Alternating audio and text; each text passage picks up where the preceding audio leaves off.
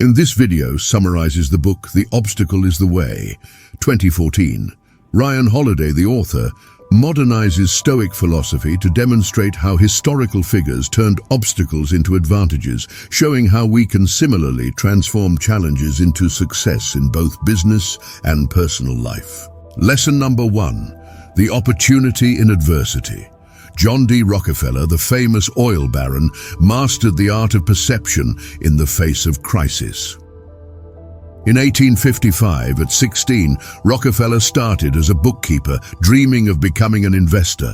2 years later, the panic of 1857 hit, plunging America into a massive financial crisis, the worst market depression ever. Many around Rockefeller abandoned their finance careers, gripped by fear and panic, seeing the situation as a catastrophe. Rockefeller could have done the same, panicking and changing careers, but he didn't. Instead of losing his nerve, he saw the economic turmoil as a chance to learn. He observed, figuring out what to do right by watching others' mistakes. He used the power of perception. Perception shapes the meaning of events. Is a financial crisis a disaster to flee from or a learning opportunity to observe? It's your choice. One perception robs you of power, while the other grants it. Rockefeller's power was evident. By 40, he controlled 90% of US oil refineries. His secret? An investment strategy based on calm logic, not reactive emotions. He didn't invest because of market trends or peer pressure. And when he did invest, he remained confident and committed, even as others sold in fear. Rockefeller was wise, resilient, adaptable, and calm in chaos. These traits formed the bedrock of his empire. So how can we emulate Rockefeller? Here are 3 tips. When facing a major obstacle, focus on what you can control, ignore what you can't. Stay objective. Don't get swept up in emotions or projections. Stay in the present moment. Avoid regrets about the past or worries about the future. You already have the qualities to see opportunities in obstacles. Logic, objectivity, reason, and cool-headedness. Using them takes discipline, practice, and habit. Lesson number 2. Recognizing your power. In the 1960s, celebrated boxer Rubin "Hurricane" Carter was accused of a triple homicide. He was innocent. He had done nothing wrong, let alone murder 3 people. Still, he was given 3 life sentences and sent to prison. At this point, he faced a choice. He could relinquish his power and submit to the situation, accepting the system's perception of him as a criminal. Or he could hold on to his power despite the situation and act like the innocent man he was, despite his imprisonment. He chose the path of power. As he entered prison, he announced to the warden that he refused to be treated like a prisoner, that though he didn't have the power to walk free, he would never be powerless.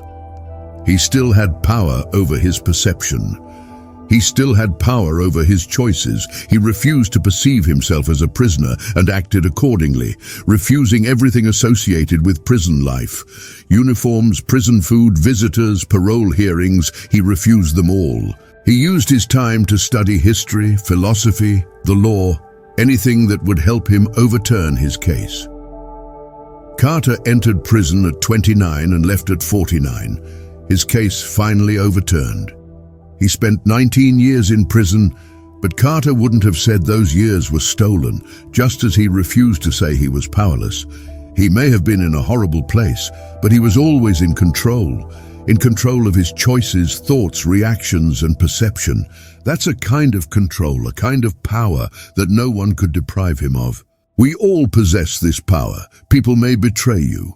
Fate may deal you a crummy hand. You may face setback after setback, but in almost every situation you still have the power of your perception. How will you choose to see the situation? How will you choose to react? Remember that good and bad are concepts that we impose. In reality, there's a situation, an event, the story we tell ourselves about this event.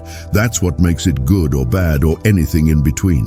The story you tell or don't tell is entirely up to you. That's the power of perception. That's what Rubin Carter knew. So what will you choose? How will you perceive the obstacles before you? The power is yours. It always has been and it always will be. Lesson number 3, altering your perspective. During the Peloponnesian War, the general Pericles and his men were at sea when suddenly darkness fell like a curtain. A solar eclipse had caused day to turn to night. Pericles' soldiers, confused and surprised, began to panic. But their leader, Pericles, remained calm. He removed his cloak and approached the man steering the ship.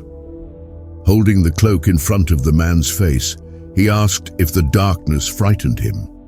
The man replied, "Of course not." Pericles then asked, "Why fear one form of darkness but not the other?"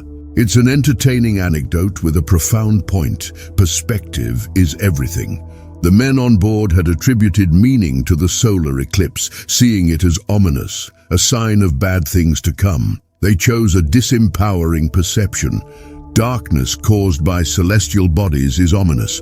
Pericles, on the other hand, chose an empowering perception. One kind of darkness is the same as any other. So unless you're afraid of the dark, there's nothing to fear. The way you look at something, the way you perceive it, determines whether it's frightening or exciting, fun or miserable, good or bad.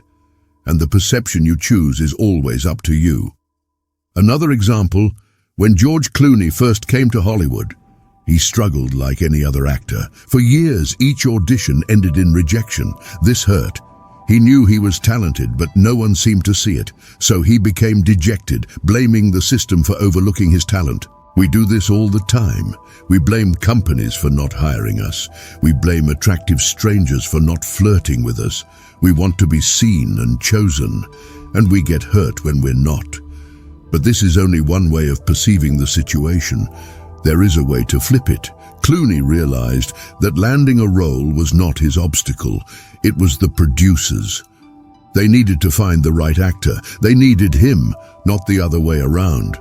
He wasn't a humble nobody hoping for his big break. He was the dream actor they'd been waiting for. This simple perspective shift changed everything. In subsequent auditions, he projected competence and confidence, not only as an actor, but as someone who'd do what needed to be done, someone who, on camera and off, would make the producers' lives easy. Next up, we'll look at action, but remember, the action you take depends on the perspective you take. If you perceive something the right way, you'll act the right way, in the way most likely to bring success. So whatever situation you're in, ask yourself, does my perspective benefit me?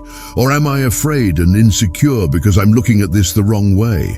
Am I mistaking an eclipse for an evil sign? Am I seeing myself as a problem when I'm actually the solution? You control your perception, and perception is everything. Lesson number 4, the power of discipline. Recognizing your power in every situation and defanging daunting scenarios by shifting your perspective is the beginning. Realize a problem is only a problem if you perceive it that way. Next comes action. You don't need to be naively optimistic to act. Perception doesn't mean seeing everything through rose-tinted glasses. Seeing things clearly, reasonably, logically, and coolly is what perception is about. It's not about ignoring or diminishing problems, but stripping away emotion and subtracting meaning rather than imposing it. A task may truly be difficult, but you don't need to make it harder by losing your head. The same goes for action. It's not about ignoring potential difficulties or being brash. It's about being bold. Look at the situation rationally and logically.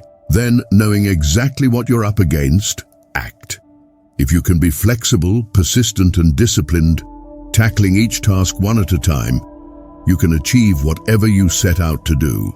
Take aim at your target. Keep that target in mind, but focus all your energy on the steps necessary to get there. That is the key to effective action. Let's take an example.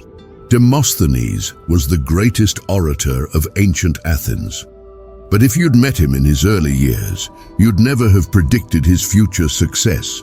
As a boy, he was small, weak, effeminate, and sickly.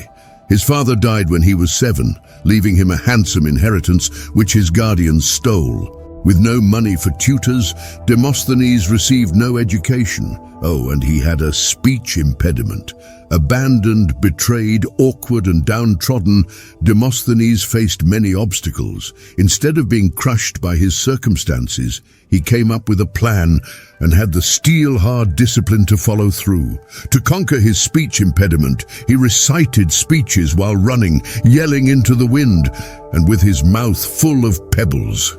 He taught himself to recite entire speeches after taking only one breath. He also studied. In a room he built underground, he studied the law, practiced speeches, and refined arguments. Knowing studying would be hard, he shaved half his head so he'd be too ashamed to appear in public. Discipline, discipline, discipline, each action a step toward his goal. What was that goal? Taking his guardians to court and reclaiming his inheritance. Long story short, he got what remained of his inheritance, single-handedly out-arguing every lawyer. By then, the money was beside the point. He'd established himself as a dazzling orator and a shrewd student of the law, gifts worth more than any inheritance. So what's your goal? Whatever it is, you can learn from Demosthenes. Develop a strategic vision and then persist. Getting to where you want to be is only a matter of discipline. Lesson number 5. Trust the process. Let's break down Demosthenes' approach. He had a big goal, reclaim his stolen inheritance. But he didn't try to accomplish that goal all at once. He didn't take his guardians to court immediately. He focused on the small steps that would get him from point A to point Z. This may seem obvious, but many people, when pursuing a huge goal, try to skip the small steps, attempting to jump from A to Z without addressing B, C, D, and the rest. Demosthenes was disciplined, persistent, and determined, but he also had a process. Nick Saban, head coach of the University of Alabama's Crimson Tide football team, calls this the process. The process says, "Are you facing a big, daunting task? Forget about the big picture. Don't worry about winning the national championships or winning a legal case despite a speech impediment. Ignore that. Focus on what needs to happen right now. Focus on this task, this drill, this speech exercise, this single small step." The path to success is exactly that, a path. All paths must be walked one step at a time. So focus on this step, execute it well, then focus on the next step. The thing about the process is that it's soothing. The path ahead is long, filled with twists and turns and unknown dangers. No matter, that doesn't concern us. All that concerns us is this step, then the next. Steps executed perfectly with total focus. It sounds obvious, but think about it. How many times have you avoided pursuing a goal because it seems too big? I can't write a book. That's too much work. Where would I even start? That's where the process comes in. Don't focus on the end goal. Focus on what's right in front of you, what you can do now, no matter how small. Can you write a sentence? The process can take care of the rest. Accomplishing major goals isn't about brilliance or superhuman strength. It's not about natural talent or lucky breaks. It's about taking one step after the other, completing one small task, then the next and the next. Trust the process. Relax into it. That's the way to walk the path to success. Whether you're a linebacker, an aspiring orator, or someone with dreams of writing a book someday. Lesson number 6. It might not work. It's not always going to work. You might face an obstacle, shift your perspective, seize your power, and take the correct action, setting a goal, breaking it into steps, and executing each step with focus. Still, it might not work. Some obstacles are insurmountable. Some paths, through no fault of our own, are not passable. If you run into an obstacle that cannot be overcome, remember, you have tried. Nothing can or should stop you from trying. If you've tried and persisted but no amount of effort moves the boulder in your path, use your skills to reinforce other qualities in yourself. That's the beauty of the formula. You've worked hard on your relationship, but your partner leaves anyway. Within the sadness and anger lies an opportunity to foster forgiveness and selfless love. Your company flounders despite your efforts. Practice accepting that some things are out of your control. If you've done your best, your true best, there's nothing else you can do, and there's nothing more you're required to do. Action implies risk. The risk that things won't go your way. The risk that you'll be thwarted by external events. That's fine. Sometimes there's nothing you can do, things won't work out as you want. What you can do is be prepared, not afraid, not daunted, prepared, willing to accept whatever happens and ready to move on boldly with acceptance and eager to see what might happen next. That way, there are no failures, only lessons. With that in mind, let's move to the final section. Lesson number 7. Accept what you can't change and change what you can. Will is often confused with really wanting something. People think, if I want this thing badly, then I have will. But true will has more to do with acceptance than force. It is our final refuge in difficult times. It's an internal power, the thing that enables us to accept with grace and humility what we can't change. Be resilient enough and flexible enough to move on when we don't get our way. The great Stoic thinkers, Marcus Aurelius, Epictetus, Seneca, mastered will. They focused their will by keeping one question in mind. What can I control and what can I not control? They knew we only truly control one thing, our mind. Everything external, other people's actions, natural events, death, is outside our control. But within our mind, our emotions, judgments, attitudes, responses, decisions, these are within our control. What can you do with this information? You can build what the Stoics called an inner citadel, an internal structure that is impervious to the external world. The Stoics stress that no one is born with an inner citadel. This is important. You have to build your citadel. You have to work at it. It's often assumed that abilities are inborn. Many people think if they were born with a disadvantage, they're stuck with it for life. This is simply not true. Take the example of Theodore Roosevelt. He was born with terrible asthma. He was privileged and had a strong mind, but even slight exercise caused attacks, confining him to bed for weeks. Most would have resigned to their fate, not Roosevelt. With his father's encouragement, he battled his asthma. At 12, in a gym his father built, he began exercising, strengthening his upper body, slowly improving his lungs. 10 years later, his asthma was almost gone. He worked away his weakness. Life put many obstacles in Roosevelt's path. His wife died, then his mother. He faced fierce political opponents. Attempts were made on his life, but he was prepared. He built his strength and kept building it every day throughout his life. So ask yourself, are you prepared for what life will throw at you? Because it will throw things. Loss, reversals of fate, hardship and unhappiness. There's nothing you can do about that. What you can do is be prepared. You can, like Roosevelt, strengthen your body and mind. What kind of structure must you create? What kind of inner citadel, so that when hardship comes, you're strong enough to accept it and continue on the path? Lesson number 8. Be ready to persevere. After fighting in Troy for 10 long years, Odysseus, the protagonist of Homer's epic poem, the Odyssey, finally sets sail for home. What happens then? 10 years of obstacles.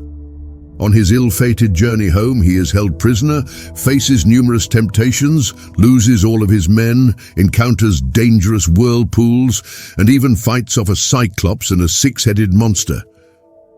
Eventually, though, after 20 years of war and hardship, he does get home, reunited at last with his wife and son. How did he do it? What enabled him to keep going, to keep fighting, despite a world of hardship? Short answer, perseverance. Perseverance is often confused with persistence, but the two are not the same. Persistence is throwing everything you've got at a single problem, a single obstacle. It's trying to breach the gates of Troy again and again until you find the solution, your own Trojan horse. Perseverance is different.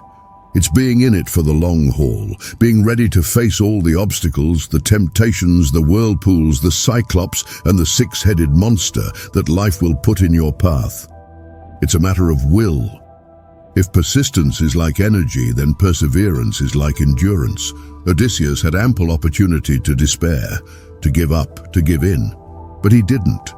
He persisted through it all, through everything the gods threw at him. Despair, that wouldn't have brought him any closer to Ithaca. Complaining, same story.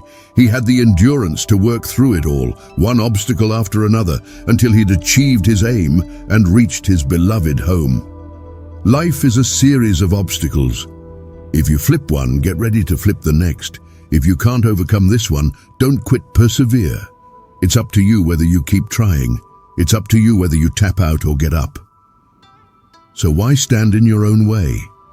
You've got it in you to get there, even if it takes 20 years. Lesson number 9, meditate on death and get ready to begin again. It may sound grim, but we're all going to die. Not today, you might think, and that may be true.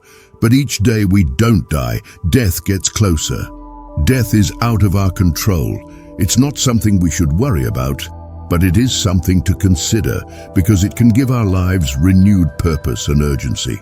You don't know when death will come, so the time to take charge and focus on what you can control is right now. Death is an unavoidable obstacle. There's no way around it, but we can still use it. In the face of death, all other obstacles and annoyances seem far less troublesome. Why get upset when you get cut off in traffic? Why worry too much? Why not be gracious, kind, appreciative? Death is coming. Why not live life the right way? If you can do this, if you can turn even this most dreaded obstacle to your advantage, then what obstacle can't you overcome? One last thing before we conclude. Remember that you'll always have to begin again. One obstacle down, get ready for the next one. Overcoming an obstacle may create a new one. This might sound exhausting, but the more you do it, the better you'll get, and the better the opportunities you'll find will become. So keep going, unshaken, unhurried, moving with creativity and determination. Know that obstacles aren't to be feared, they're to be embraced. They don't stand in the path, they are the path. So bring them on. The main takeaway from this book: perception, action, will. These are the 3 steps to turn obstacles into opportunities and adversity into advantage. By seeing obstacles objectively and changing your perspective, by taking disciplined, diligent action and trusting the process, and by using your will to persevere no matter what. With these steps, you can transform life's challenges into the driving force for your success.